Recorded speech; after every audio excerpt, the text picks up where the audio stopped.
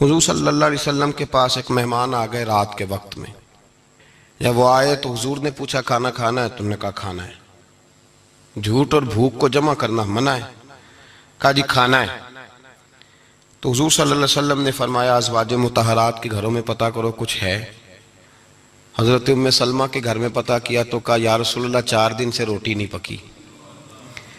حضرت زینب سے پوچھا تو کہا حضور کئی دن سے چولہا ہی نہیں جلایا.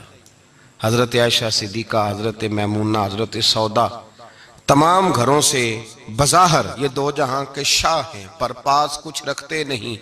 دو جہاں کی نعمتیں ہیں ان کے خالی ہاتھ میں. ہر چیز ہے پر فقر اختیاری ہے.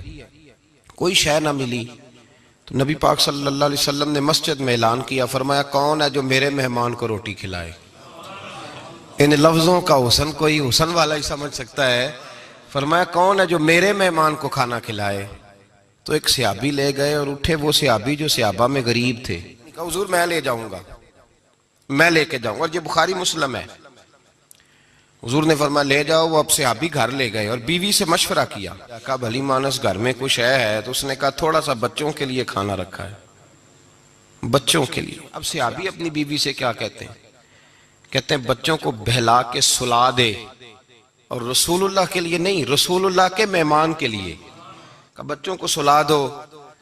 بی بی نے بچوں کو سلا دیا تو میاں بیوی کا مشورہ ہوا کہ مہمان کے ساتھ بیٹھ کے روٹی کھانا بھی سنت ہے. تو اب مہمان کے ساتھ بیٹھ کے کھانا بھی ہے تو کھانا ہے 1-2 آدمی کا. اب خاوند اپنی بیوی کو تیار کرتا ہے کہ میں بھی کھانے پہ بیٹھ جاؤں گا، تو بھی بیٹھ جانا. اور جب مہمان کھانے میں ہاتھ ڈال لے تو اٹھنا، کہنا او ہو دیا تو صحیح کیا ہی نہیں، ابھی بجھ جائے گا. اور جا کے دیا بجھا دینا. ہم ہاتھ ہلاتے رہیں گے، مہمان روٹی کھاتا رہے گا. اٹھی اور اس نے دیا ٹھیک کرنے کے بہانے بجھا دیا. مہمان روٹی کھاتا رہا اور رسول اللہ کے نوکر قربانی دیتے رہے. وہ روٹی کھا کے سیر ہو کے بستر بچھایا تو سو گیا. یہ میاں بیوی ساری رات بچوں کی طرف دیکھتے رہے اور غور کرتے رہے اور راضی رہے کہ ہم نے حضور کا فریضہ نبھایا ہے.